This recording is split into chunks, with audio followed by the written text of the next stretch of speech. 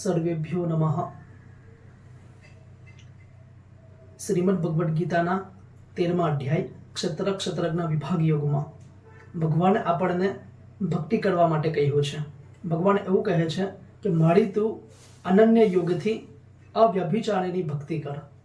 પરંતુ આજે સમાજના જે કહેવાતા બુદ્ધિમાન લોકો છે એ લોકો એવું માને છે કે ભક્તિ એ તો માયકંગલા લોકોનો વિષય છે, ભક્તિ એ તો નબળા લોકોનો વિષય છે, ભક્તિ એ તો અંધશ્રદ્ધાળુ અને ભોળા લોકોનો વિષય છે.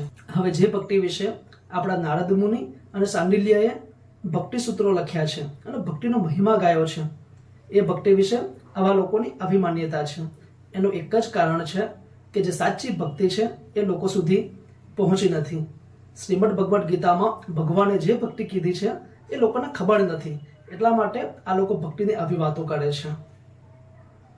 બુદ્ધિમાન જે લોકો હોય છે એ લોકોને તાર્કિક જવાબ જોઈએ છે, એ લોકોને બુદ્ધિમાં ઉતરી જાય એવો જવાબ જોઈએ છે.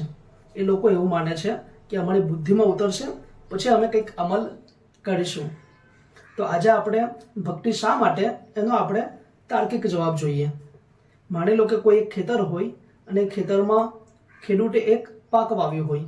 હવે થોડો સમય પસાર થાય પછી પાકને પાણીની જરૂર પડે.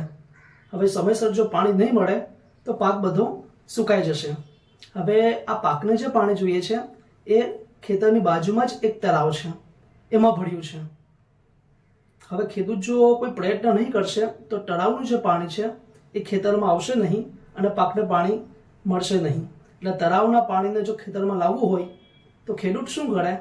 ખેડૂત એક પાઇપલાઇન કરે અને પાઇપલાઇન કરીને તળાવ અને ખેતર વચ્ચે એક સંબંધ સ્થાપિત કરે અને ત્યાર પછી મશીન ચાલુ કરે અને મશીન ચાલુ કરીને તળાવનું પાણી ખેતરમાં લાવે અને આ રીતે પાકને પાણી મળે અને પાક ધીરે ધીરે વિકસિત થવા લાગે, પાક પુષ્ટ થવા લાગે.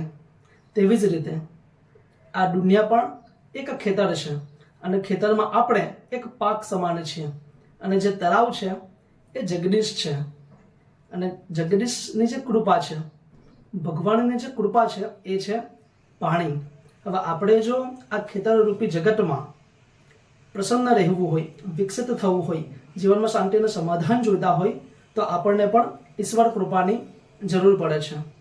આપણી પાસે ગમે તેટલા પૈસા હોય, ગમે તેટલી વસ્તુઓ હોય, તેમ છતાં પણ જો ભગવત કૃપા નહીં પ્રાપ્ત થશે ત્યાં સુધી જીવનમાં શાંતિ અને સમાધાન નથી.